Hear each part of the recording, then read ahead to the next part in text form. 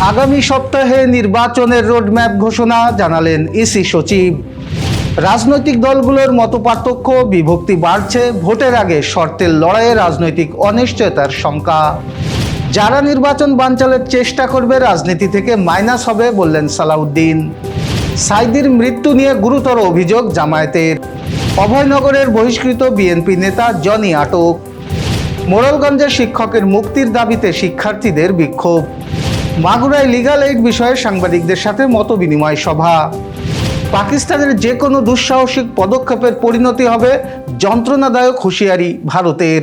নির্বাচন কমিশন সচিবালয়ের সিনিয়র সচিব আক্তার আহমেদ বলেছেন, আমরা আশা করছি আগামী সপ্তাহে আপনাদের নির্বাচনের রোডম্যাপ দিতে পারবো। সুতরাং আপনারা আপনাদের প্রস্তুতি এবং আমাদের প্রস্তুতি সম্পর্কে ভালো ধারণা পাবেন। আজ নির্বাচন ভবনে এক ব্রিফিংয়ে তিনি এসব কথা বলেন। এর আগে গত 6 আগস্ট প্রধান উপদেষ্টার কার্যালয় নির্বাচন কমিশনকে চিঠি পাঠিয়ে 2026 সালের ফেব্রুয়ারির রমজানের আগে পরবর্তী জাতীয় সংসদ নির্বাচনের আয়োজনের জন্য সব প্রস্তুতি সম্পন্ন করতে বলেছে। এই চিঠির মাধ্যমে নির্বাচন আয়োজনের জন্য নির্বাচন কমিশনকে সরকারের অনুরোধের আনুষ্ঠানিকতা সম্পন্ন হয়েছে। ত্রয়োদশ জাতীয় সংসদ নির্বাচনকে সামনে রেখে দেশে রাজনৈতিক অঙ্গনে নতুন করে অনিশ্চয়তা তৈরি হয়েছে। অন্তর্বর্তী সরকারের প্রধান উপদেষ্টা ডক্টর মোহাম্মদ ইউনূসের ঘোষণার পর ফেব্রুয়ারিতে নির্বাচন প্রস্তুতি এগোতে থাকলেও তাতে একমত নয় বিএনপির দীর্ঘদিনের রাজনৈতিক শরিক জামায়াতে ইসলামীর নতুন উদীয়মান দল জাতীয় নাগরিক পার্টি। তারা বলছে, নির্বাচনের আগে সংস্কারের জন্য ঘোষিত জুলাই সনদ বাস্তবায়ন করতে হবে, না হলে তারা আন্দোলনে যাবে এবং প্রয়োজনে ভোট বর্জনের মতো সিদ্ধান্তও নিতে পারে। এ পরিস্থিতিতে বিএনপি এক ধরনের চাপে পড়েছে, কারণ একদিকে দলটি ইতোমধ্যে নির্বাচনের পক্ষে অবস্থান নিয়েছে এবং সরকারের সঙ্গে লন্ডনে এক ধরনের সমঝোতায় পৌঁছেছে, অন্যদিকে জামায়াত ও এনসিপি এখন সেই সমঝোতার বিরোধিতা করছে এবং সরকারের পাশাপাশি বিএনপির দিকেও আঙুল তুলছে। এতে করে নির্বাচন সামনে রেখে রাজনৈতিক অঙ্গনে বিভক্তি বাড়ছে এবং প্রশ্ন উঠছে, এই ভোট আদৌ অংশগ্রহণমূলক হবে কিনা।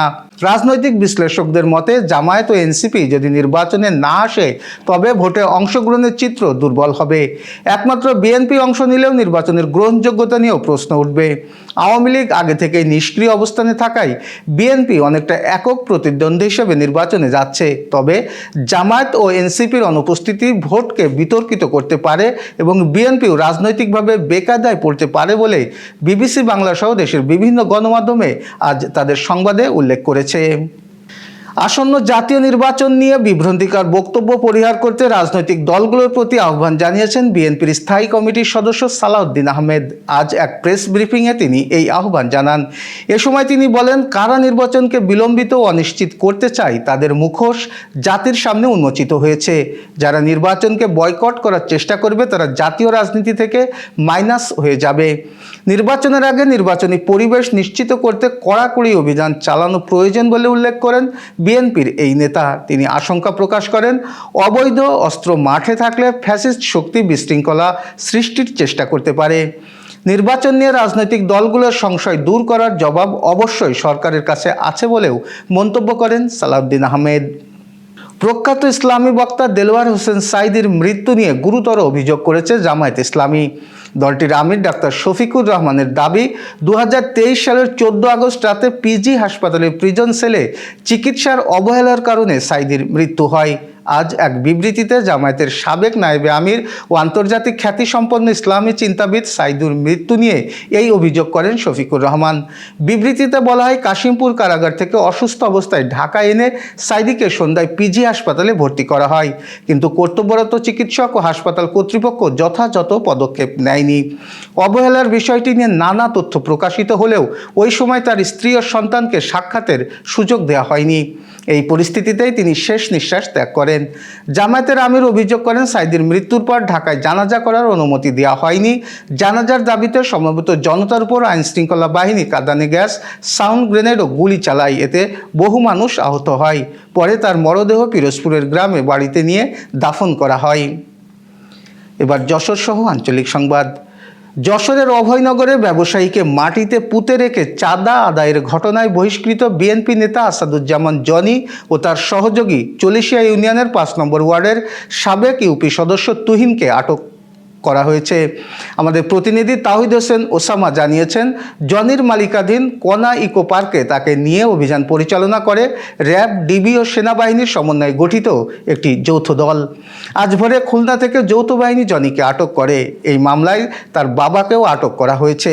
আসাদুজ্জামান জনি নোয়াপাড়া পৌর বিএনপির সাবেক সাংগঠনিক সম্পাদক ছিলেন। দলীয় শৃঙ্খলা ভঙ্গের অভিযোগে দল থেকে ইতোপূর্বে তাকে বহিষ্কার করা হয়। জনির বিরুদ্ধে ঘাট গোডাউন দখল, চাঁদাবাজি, দলীয় শৃঙ্খলা ভঙ্গ এবং আলোচিত কৃষক দল নেতা তরিকুল হত্যাকাণ্ডের সম্পৃক্ততার অভিযোগ রয়েছে। অপর একটি সূত্রে জানা গেছে, জনি তার রাজনৈতিক প্রভাব ব্যবহার করে সংখ্যালঘুদের জমি নামমাত্র মূল্যে দখল করে কনা ইকো পার্ক নির্মাণ করেছেন। বাগেরহাটের মোড়লগঞ্জ ফকিরবাড়ি আদর্শ মাধ্যমিক বিদ্যালয়ের সহকারী শিক্ষক দেবাশিস গাঙ্গুলির মুক্তির দাবিতে শিক্ষার্থীরা ক্লাস বর্জন করে বিক্ষোভ করেছেন।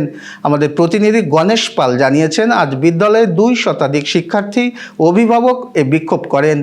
শিক্ষার্থীরা বলেন, তাদের বিদ্যালয়ের সহকারী শিক্ষক দেবাশিস গাঙ্গুলি গত 20 দিন ধরে একটি ষড়যন্ত্রমূলক মিথ্যা মামলায় জেল হাজতে রয়েছে। তিনি গণিতের শিক্ষক হওয়াতে 2026 সালে এসএসসি পরীক্ষার্থীরা বিপাকে পড়েছে। ক্লাস করতে না পারায় এর প্রভাব তাদের পরীক্ষার রেজাল্টে পড়বে আশঙ্কা করে ঊর্ধ্বতন কর্তৃপক্ষের দ্রুত ওই শিক্ষকের মামলা প্রত্যাহার সহ মুক্তির দাবি জানান তারা। যশোরে আজ বিভিন্ন শিক্ষা প্রতিষ্ঠানে পৃথক নানা কর্মসূচি পালিত হয়েছে। নাহিদা আক্তার জাহিদের উদ্যোগে যশোর কালেক্টরেট স্কুল অ্যান্ড কলেজের শিক্ষার্থীদের মধ্যে মেধাবৃত্তি প্রদান করা হয়েছে। এই আয়োজনে প্রধান অতিথি ছিলেন খুলনার অতিরিক্ত বিভাগীয় কমিশনার শিক্ষা ও আইসিটি দেবপ্রসাদ পাল। এদিনে এমএসটিপি গার্লস স্কুল অ্যান্ড কলেজের উদ্যোগে অভিভাবক সমাবেশ হয়। অধ্যক্ষ খায়রুল আনাম অভিভাবক ও শিক্ষার্থীদের উদ্দেশ্যে দিক নির্দেশনামূলক বক্তৃতা করেন।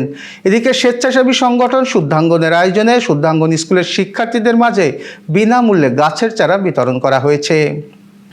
যশোর অভয়নগরের প্রেমবাগ ইউনিয়ন পরিষদ সভাকক্ষে ব্র্যাকের আয়োজনে অনিয়মিত অভিবাসন ও প্রতারিত হয়ে দেশে ফেরা ব্যক্তিদের পুনর্বাসন বিষয়ে কর্মশালা অনুষ্ঠিত হয়েছে আজ। আমাদের প্রতিনিধি জাকির হোসেন হৃদয় জানিয়েছেন, বিদেশ গমনিচ্ছুকদের নিরাপদ ও দক্ষ অভিবাসন, প্রবাসীদের আয়ের সঠিক বিনিয়োগ ও সামাজিক পুনর্বাসনের সচেতনতা বৃদ্ধির লক্ষ্যে আলোচনা হয়। এতে চেয়ারম্যান জসিমউদ্দিন খোকন, লিয়াকত হোসেন সর্দার, সর্দার শরীফ হোসেন সহ সুধীজন উপস্থিত ছিলেন। প্রশিক্ষণ দেন ব্র্যাক কর্মকর্তা রবিউল ইসলাম ও দিলীপ কুমার। মাগুরায় লিগাল এইড কার্যক্রমকে গতি বাড়াতে জেলা লিগাল এইড অফিসের আজ সাংবাদিকদের সাথে মতবিনিময় সভা অনুষ্ঠিত হয়েছে। আমাদের প্রতিনিধি লিটন ঘোষ জানিয়েছেন, সভায় জেলা লিগাল এইড অফিসের সিনিয়র সহকারী জজ শান্তা আক্তারের সভাপতিত্বে বক্তব্য রাখেন মাগুরা প্রেস ক্লাবের সভাপতি অধ্যাপক সাইদুর রহমান, সাধারণ সম্পাদক শফিকুল ইসলাম শফিক সহ অন্যরা। সভাপতি তার বক্তব্যে জানান, 2024 সালে বিকল্প বিরোধ নিষ্পত্তির জন্য জেলা লিগাল এইড অফিসে মোট আবেদন জমা পড়েছে 348টি। এর মধ্যে সফলভাবে বিরোধ নিষ্পত্তি হয়েছে 86টি। ইসলামী ছাত্র আন্দোলনের 34তম প্রতিষ্ঠা বার্ষিকী পালিত হয়েছে। আজ যশোর জেলা শাখার উদ্যোগে বিকেলে শহরের দড়াটানা ভৈরব চত্বরে আলোচনা সভা ও পরে বর্ণাঢ্য র্যালি বের হয় শহর প্রদক্ষিণ করে। ভারতকে উদ্দেশ্য করে পাকিস্তানের সেনাপ্রধান আসিফ মুনিরের সাম্প্রতিক বক্তব্যের তীব্র নিন্দা জানিয়েছে নয়াদিল্লি। আজ সাপ্তাহিক ব্রিফিংয়ে ভারতের পররাষ্ট্র মন্ত্রণালয় জানিয়েছে, পাকিস্তানের উচিত এই ধরনের আচরণ সংযত হওয়া। ব্রিফিংয়ে পররাষ্ট্র মন্ত্রণালয়ের মুখপাত্র রণধীর জসওয়াল বলেন, আমরা পাকিস্তানের নেতৃত্বের পক্ষ থেকে একের পর এক যুদ্ধোন্মাদ, বিদ্বেষপূর্ণ, দায়িত্ব জ্ঞানহীন মন্তব্যের খবর দেখছি। নিজেদের ব্যর্থতা আড়াল করতে ভারত বিরোধী উস্কানি দেয়া পাকিস্তানের পুরাতন কৌশল বলে অভিযোগ করেন পররাষ্ট্র মন্ত্রণালয়ের মুখপাত্র।